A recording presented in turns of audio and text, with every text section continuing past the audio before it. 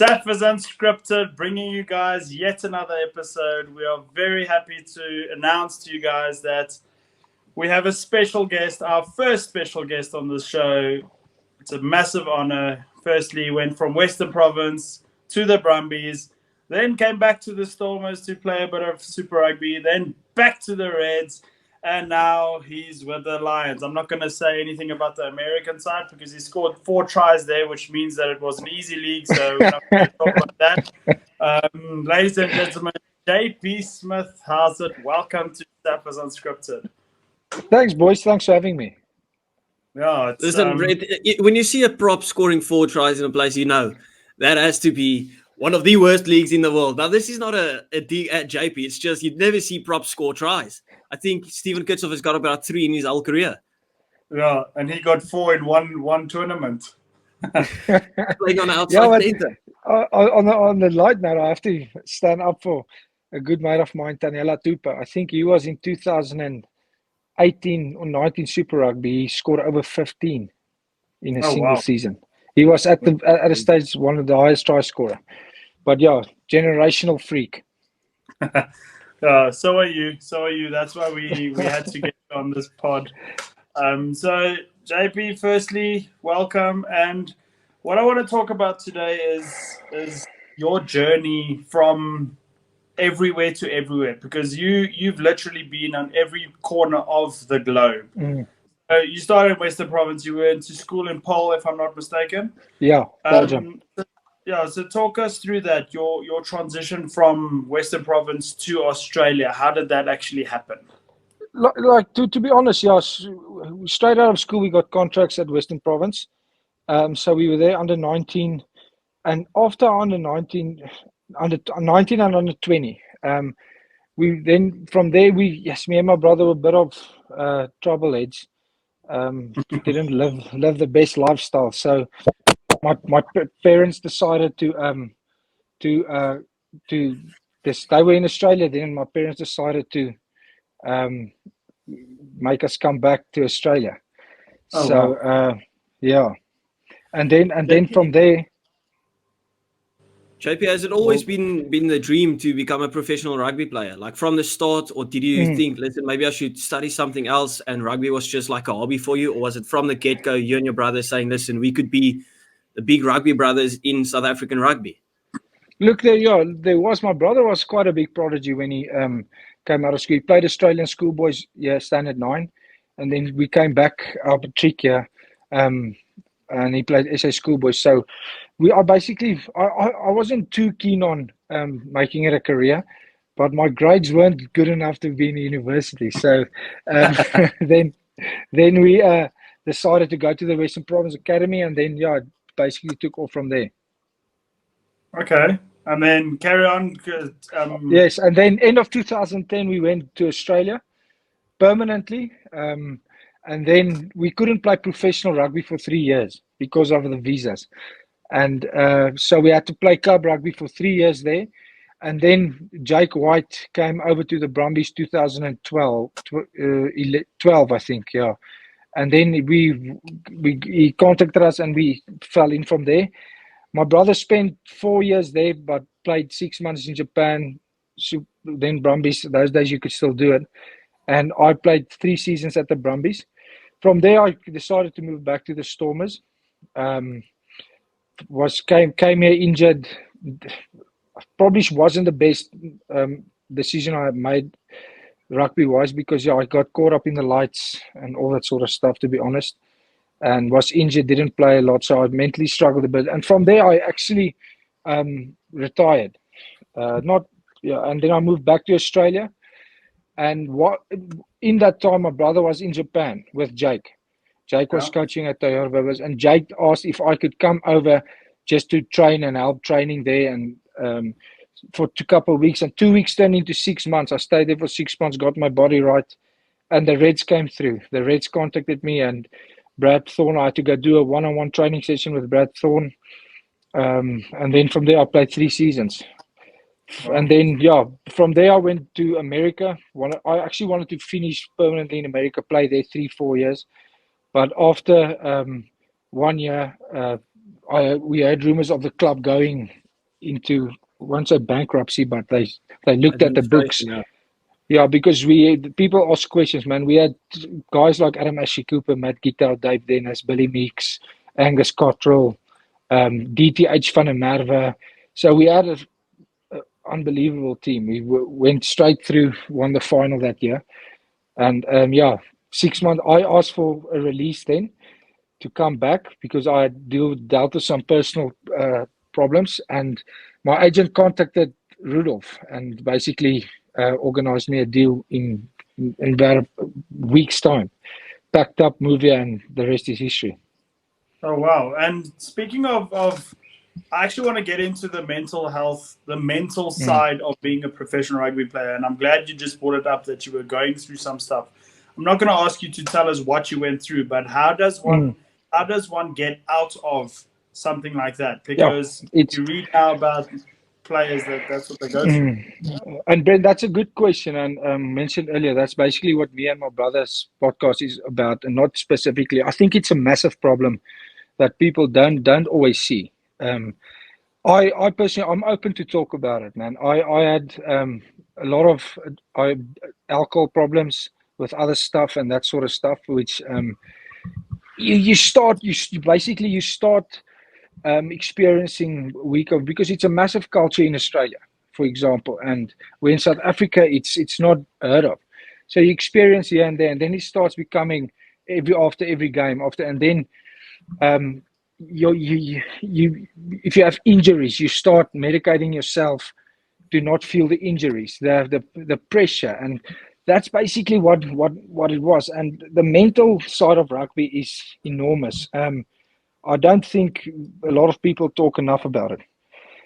So each player has different sort of struggles, which is marriage problems when they go overseas, people to adapt there, injuries. It gets lonely. So yeah. Yeah, I just wanted to bring up, like, we all know you guys are on the road a lot. The family can't be with you every single time because the family around you can't really.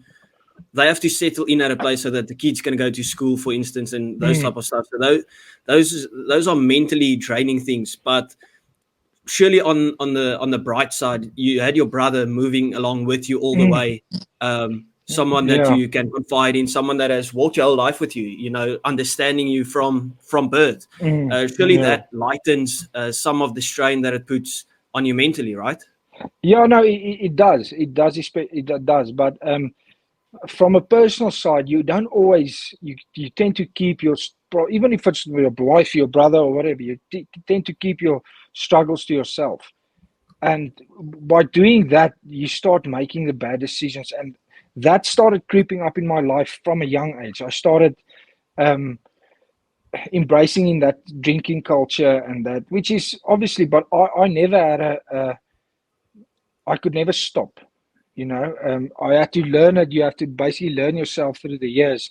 And I'm on a journey now. Not that I don't have a problem now, but it's something you need to control, and it's just those to suppress those emotions. Because if I went through a tough time mentally, the worst thing was for me is I didn't know what was wrong, so I couldn't really talk to anybody. So it was half a state of depression. I wouldn't say it was depression, but it was that sort of, you wake up, then actually nothing's wrong in your head, everything's wrong. So yeah, it's quite tough. Brett, just before we move on, I just wanted to bring up something. Earlier, JP mentioned something about his podcast that he runs with his brother, and I think this is a special topic because most players or most people forget about the mental side of things, and the approach that they're taking with the podcast is so much different to the other type of podcast you see online. I see you guys focus more on the mental health. If you want to, you can just explain us a bit what the goal is with the podcast.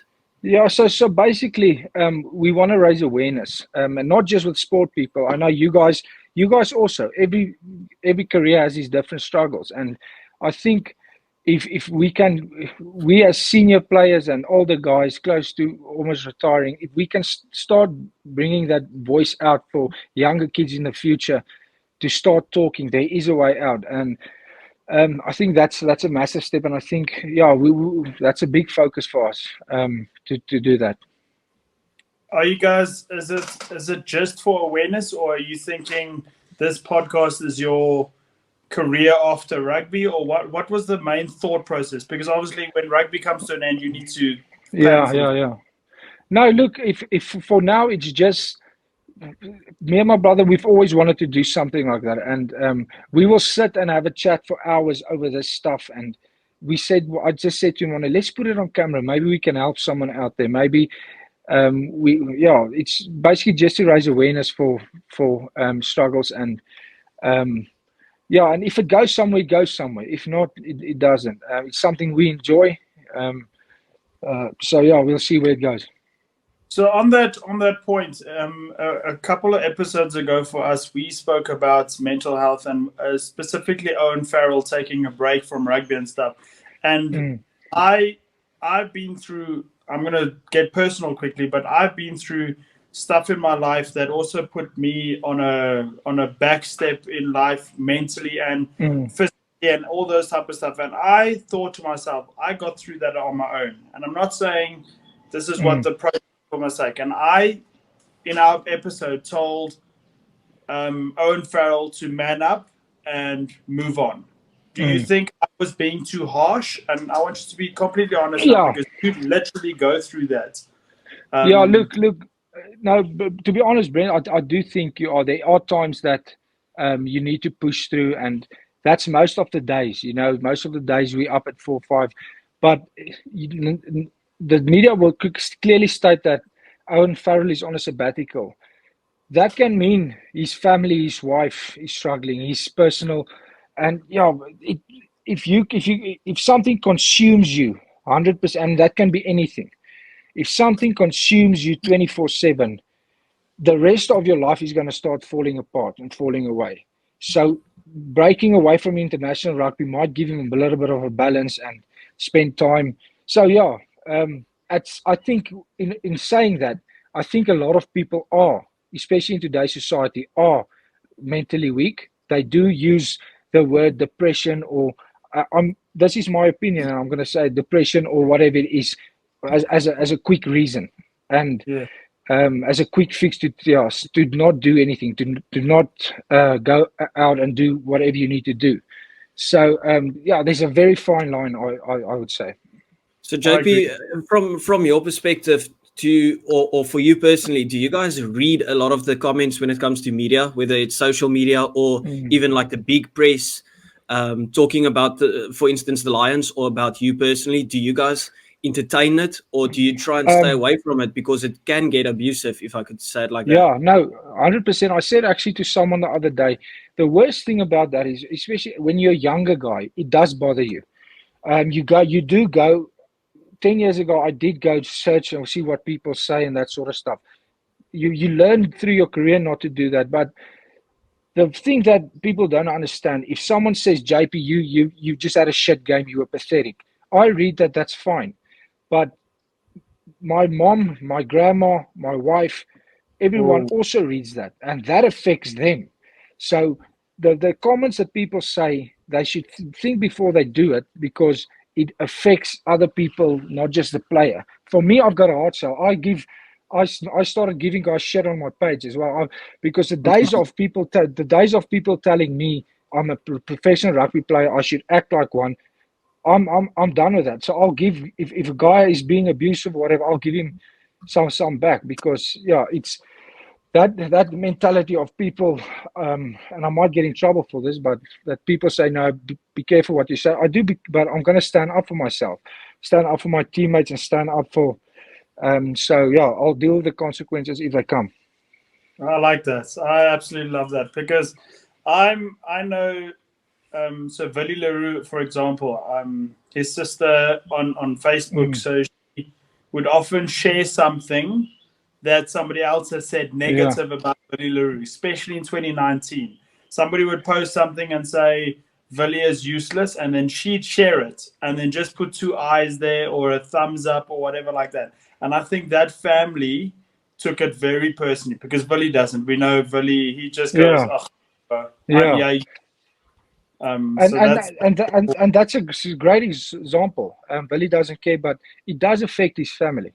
So but people should maybe start thinking about that sort of stuff. And then they always say, "Oh, well, that's your job. You should play." Well, mate, do you always go, never make mistakes at your job?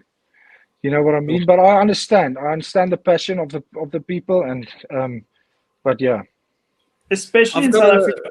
Yeah, Karen. You can go, Brett. No, finish up. So I just actually wanted to ask: is it different in different countries? Like, I've heard that South African fans, they are ruthless. When you do well, they're your biggest praiser, and when you do poorly, they're your biggest enemy. And I've heard that it's worse in South Africa. Is that true? 100%, 100%. That's yeah. In Australia, look, Australia, we had a big following. We also, Queensland Rugby and New South Wales Rugby had a big following, but they weren't nearly as bad as how the South Africans are. Which I understand, because the guy that watches the Lions or the Bulls or the Stormers, his team loses, he's been doping, having a few dopes, then he goes straight to social media. Yeah. So he probably regrets it the next day and stuff. But yeah, I think I'm going to be a bit more vocal around this sort of stuff as well, because people don't have the right just to say what, or they do, but without any consequences. I agree. I like that. JP, I just want to switch the topic a little bit and ask you, what is your overall current thoughts on the state of rugby?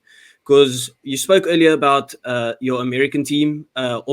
You heard the voices coming through that they might be going into administration. You see the Premiership, a lot of teams going into administration, and then also, just as Brett mentioned earlier, is the thought of your podcast something to generate you money after rugby?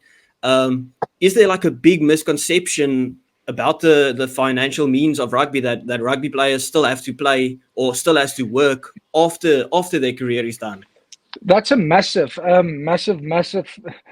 If you're not a 50 test match Springbok, and you not a Eben Etzebeth or a Chesin or Malcolm Marks or those guys, Stephen Kutsi and those guys that go overseas and earn the money that, and if you can work well with your money from say 25 to that, and you become a 60 test match Springbok, then you're comfortable to decide 4 or 5 years after you retire what you want to do next. Some guys might not even, but the misconception of players that not in that caliber, brother, it doesn't matter what, you have to work after rugby. And on the podcast thing, eventually I want to create I'll see where it goes, but add a little bit to don't do too much at the moment. Just do what we can. But we'll see. And have you guys, obviously now that, so we similar in age, so casual bias is a bit young still, so yeah, you won't get this, but do you look at the last, say, 4 years of your career and think and start planning, do I need a degree? Do I need to go look into this field of work? How does your mind switch from that? Yeah, that's a good question. Look, Brent, I want to play. I think I'm going to play another. I've got one more, 25, and I'll play 2 more years after that. But I'm already starting to think, what am I good at? What are my interests? I'm talking to people. I'm going to see people, because a big problem for us rugby players is you do this for 15 plus years.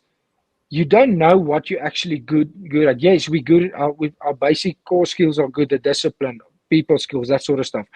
But what's my other interest? So for me, I'm busy finding out what would my interest be, and that sort of stuff. And as soon as I get a few, I'm not scared to go ask people, talk to people, ask advice.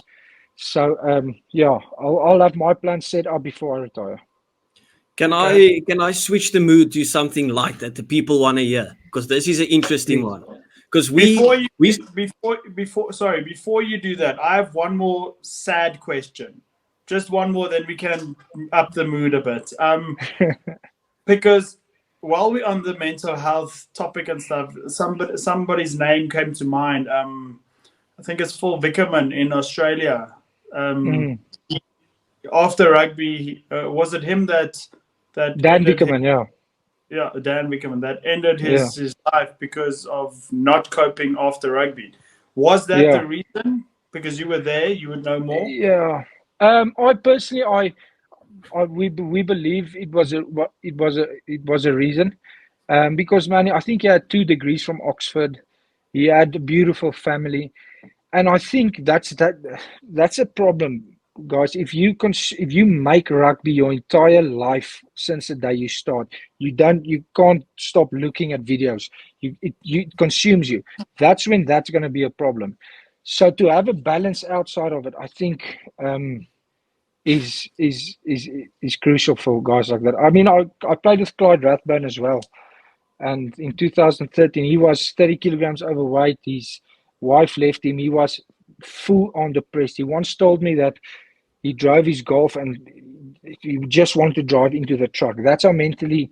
And Wow. then Jake White came back, asked him to come back, and yeah, started a Super Rugby final that year. I mean, Wow.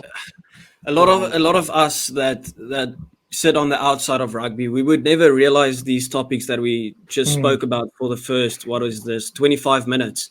I yeah, mean, it's crazy, and it gives us a beautiful but sad insight as well when it yeah, comes to playing rugby. You live out your dreams, but there's a harsh reality to it as well. But I want to change the mood a bit, because in all the right. one of our previous episodes, either the previous one or the one before that, we spoke about refereeing when it comes to rugby, and there's this big thing about South Africans always blaming the ref. But I wanted to ask JP, how many times after a game do you guys go and sit there in the dugout and says, "Listen, this ref was shit. He killed us in this game." Yeah, it does. It does happen quite often. But yeah, it does happen quite often. But I think it would be more um, between the players, the coaches.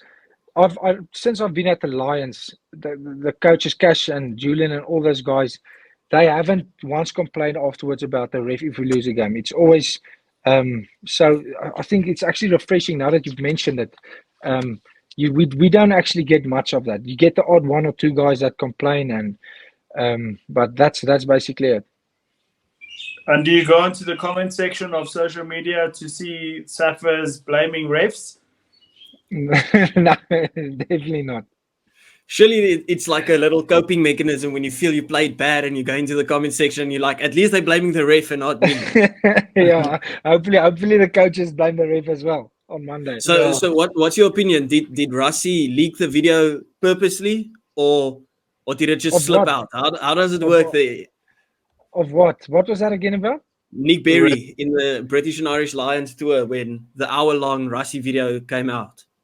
Oh no, that's tactical. That's I think it accidentally slipped. I love it. I love it. So tell us about your current experience at the Lions. So you've been to almost every union in the world. You look like, I told you this off air, you look like you're enjoying the shit out of your rugby. You're playing Mm. well. You're looking good. Tell us, is that just what changed? Because you're at the Lions now. What revived you? Yeah, no, it's a good question. I just decided I've got a supporting Wi-Fi, and I think to have someone like that every day with you to keep you a bit on the straight and narrow helps you a lot. So I think that, and I've made a decision to sacrifice a bit my last 4 or 5 years, so I can really look back, because I have a lot of regrets. My first 10 years of professional rugby that I can never get back. So for me, I just want to sacrifice a bit and do things right to see and create good memories at Lions, and hopefully in a few years we can do something special here. So obviously, the first time that you left South Africa to go and play abroad, it was still the Super Rugby, Mm. those type of things going. And now that you've come back, it's the URC. How's the experience been like for you to make that transition? It's a totally different ball game. Do you miss the old Super Rugby, or do you prefer it the way that it is, because you still get to play so many games abroad, whether it's in Scotland, Yeah, Ireland, wherever? yeah. I personally think the Super Rugby, Stop Super 14, that was a system that worked. I really enjoyed it. Um, you played over 4 months. You could go play in Curry Cup or whatever it was, URC at home, and yeah, it's still. I don't know. I think it's the tradition of the competition that I miss. Yeah, and obviously with new competition, the new traditions will start. But I just think I enjoyed Super Rugby more. Wow. Okay. But Interesting. Is it the competition, the level of the caliber of players that you miss? I know you said the tradition, Yeah. but is it more physical? Is it faster? Is it weaker? What's different for you? Yeah, I would definitely say it's more physical. Me playing for the Australian franchises, playing against the South African and Kiwi boys, and nothing against the European teams. That's just how it is. They were much more physical, especially New Zealand teams. So clinical. And everything's just a split second quicker. Breakdown. Yeah. So with the South African boys, we knew at some matches we wouldn't beat them physically, but we need to throw the ball around and match them. So yeah. JP, I want to hear your thoughts on. So when people usually talk about the South African franchises, right, they think automatically about the Bulls and the Stormers when they think about the current URC, and then obviously they talk about the Sharks, who has these big names, this big money that they're splashing around.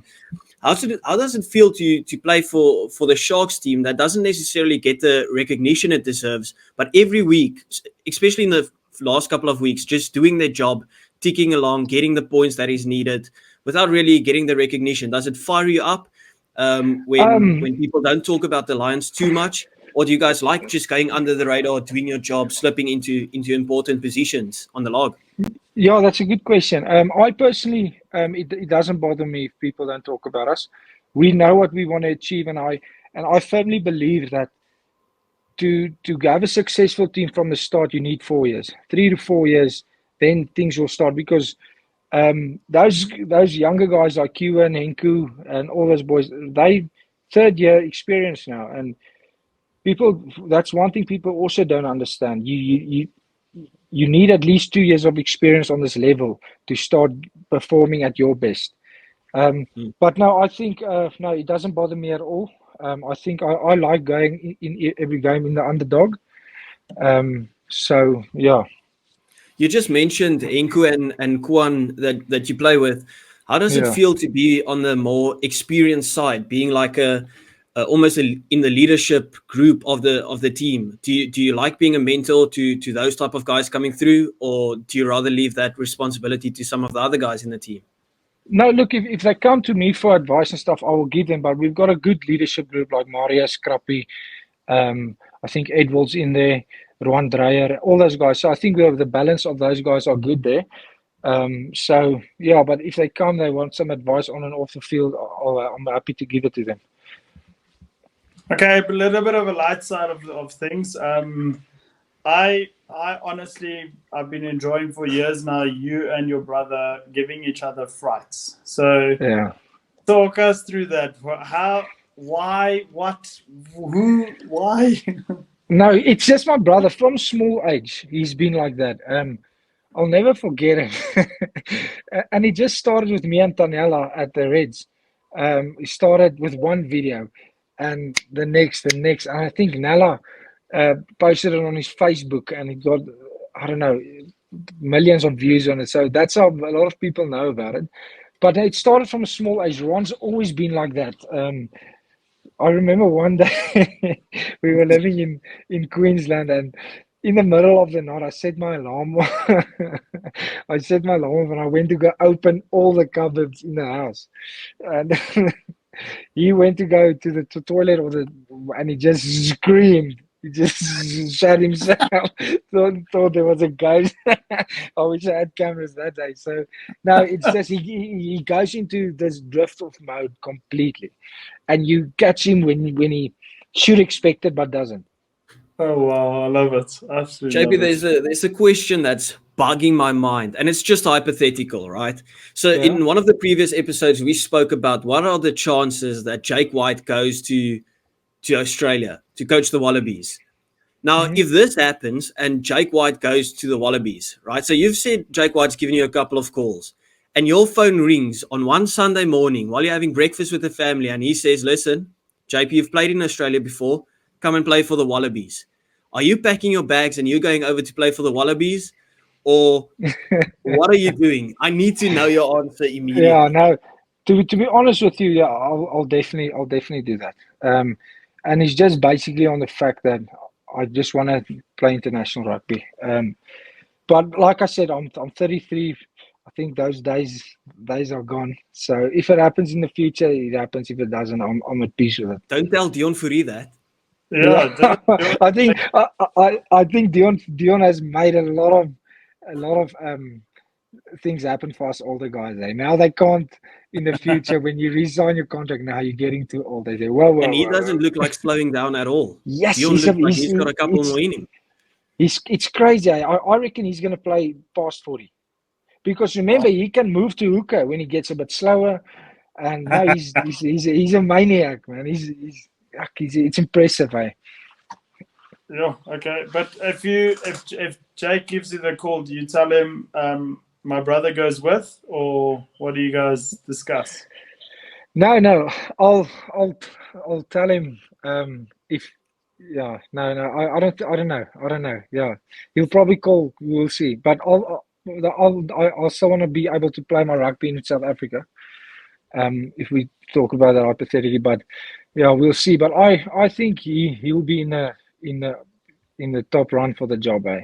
Because yeah, that's we did very well with the Brumbies that year.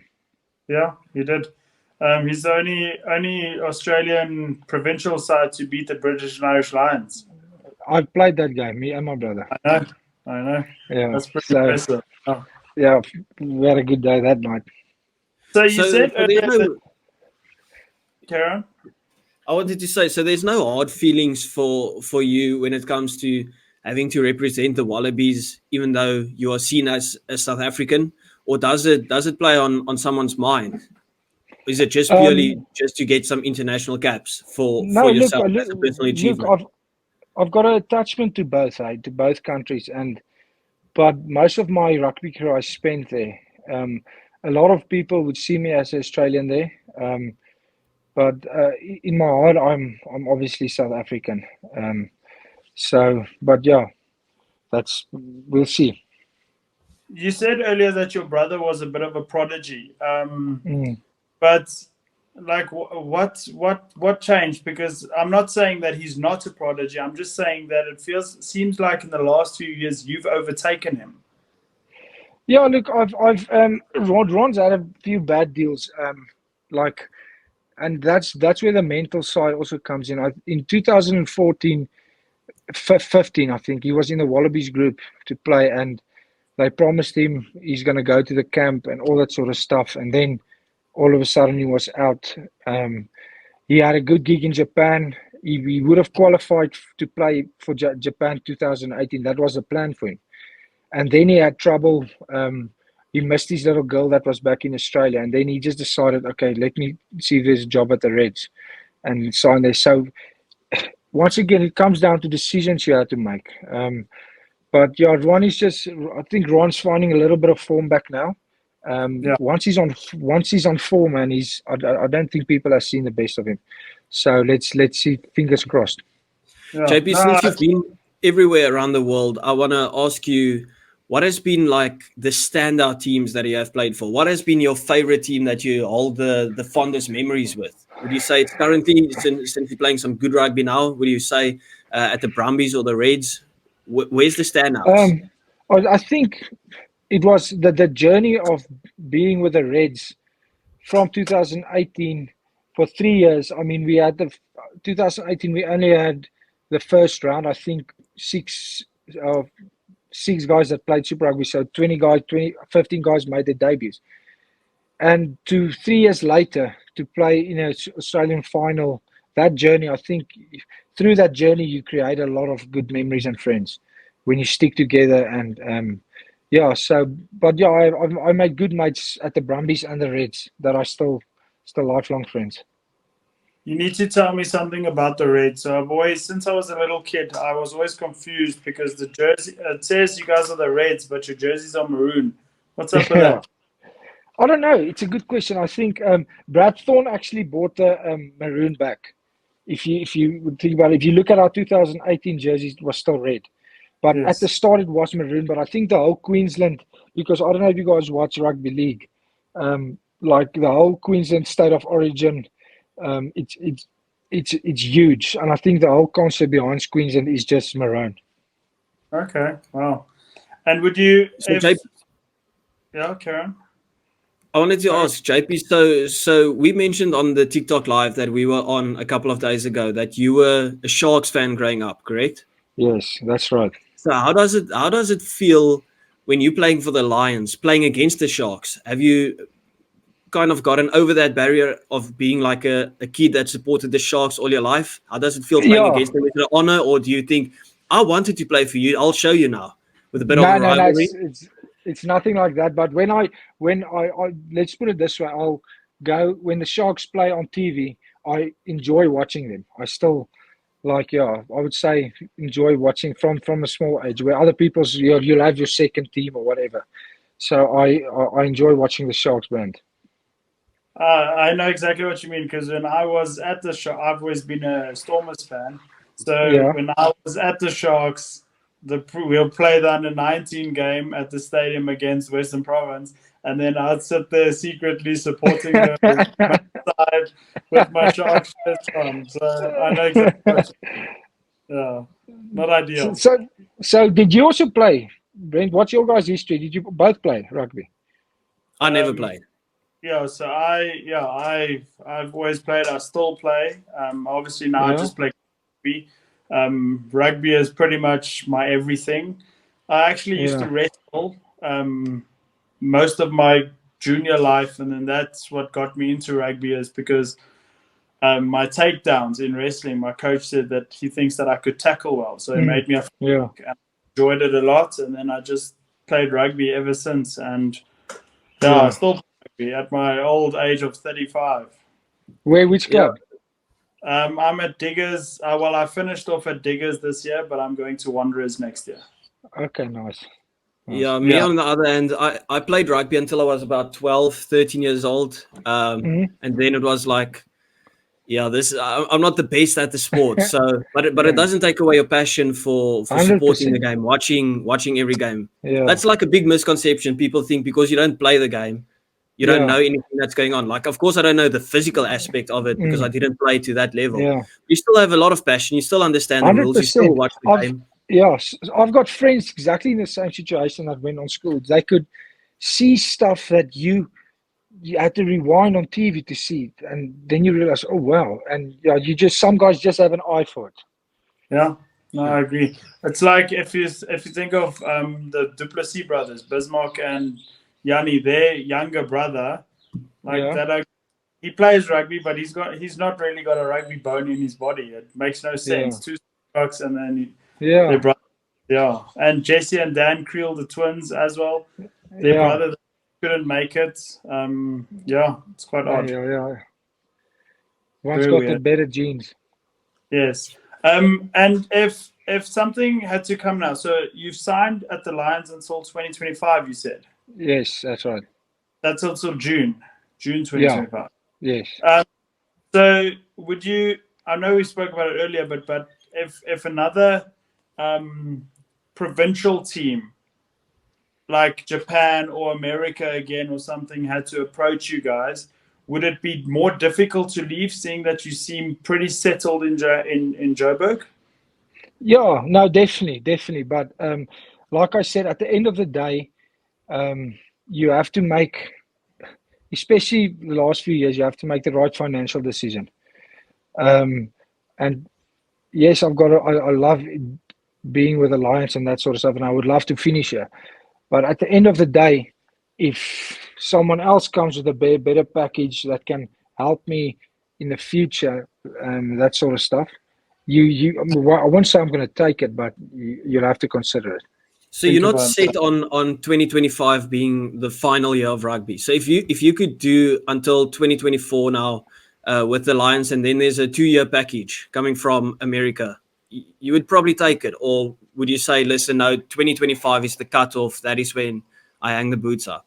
No, so 2025 is when my contract ends. So I can only start negotiating via the regulations June 2024, a year before your contract ends. So then June 25, by the end of next year, I would know where I'm going to go. If Okay, I'm going to unless they stay buy you or I'm going out, to leave. probably, right? Yeah, Oh wow, that's pretty cool. Sure, yeah. didn't think of it that way. So it's basically legal for us to negotiate now. Say I can negotiate now, even though I might have a few interests. You know, I'm not allowed to verbally say anything. But Yeah. yeah, oh. So But that's all. That's all. Just if another team, let's say if the Brumbies want you back, and it usually happens like this, they can negotiate with your club with the Lions to buy you out, and then you can just like openly negotiate with them, yeah. right? That's if the Lions want you to go. Okay. sure. Yeah, But then how does it like? There's always people that say rumors that this person is leaving to that club after his contract ends, and then he's still 2 years away. Does that mean the player doesn't even know about it, or is it just yeah, clickbait? Oh, That yeah. could be clubs negotiating with each other over the player. Yeah. They could be things like, say for instance, it comes out that I might be leaving the Lions end of 2025. Then I had interest. Say I spoke to someone and said, right, I'll sign with you 2025, and on their side they leaked it. Or I would have said it to someone, and that's how it comes up. Does that happen in rugby? Like you see it in football or soccer, where the guys don't openly want to say they want to leave, so they'll leak something to the press to give the press some news to actually put out there. Do you think this happens in rugby as well, where guys purposely leak stuff because they know they're not allowed to say something in public, but Yeah. then they say it to someone else to leak it in public? I think the agents might have something to do with that, which is tactically probably a good chess move for them. yeah, but we don't need to talk about contracts because when Jake goes to Australia, the two Smith brothers are going to run out for Australia in international rugby. He's told them a couple of times, so I wouldn't be surprised. No, Watch I this. think no, I don't know, but there's a lot of young props coming up in Australia. So Jake is going to watch this podcast and see. Listen, JP just said, I'll play for Wallabies for the Wallabies if they call me. So now he's like, okay, I've got two guys that has my back, so he'll just go now. He knows he's not on his own there, Jake.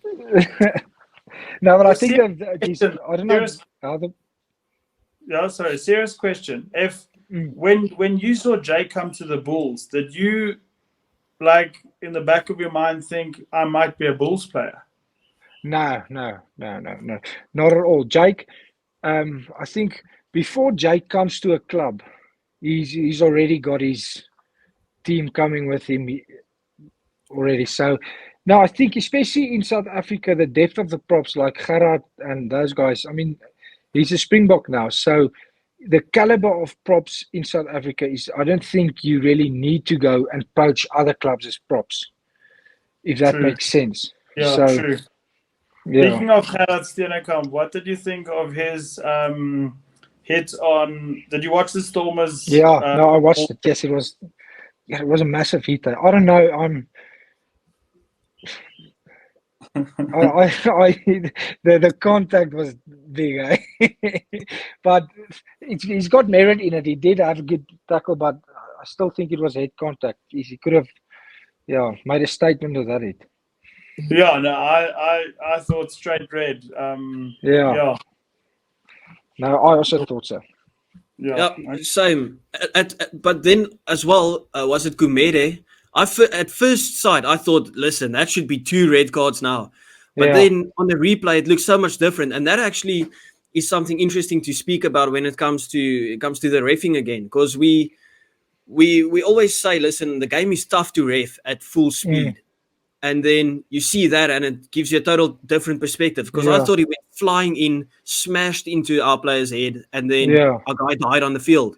But meanwhile, then we see, listen, no, it's just like shoulder high tackle. It was a good tackle. It was just a hard tackle. It's interesting how the game changes when you just slow it down a bit and see what the TMO can see.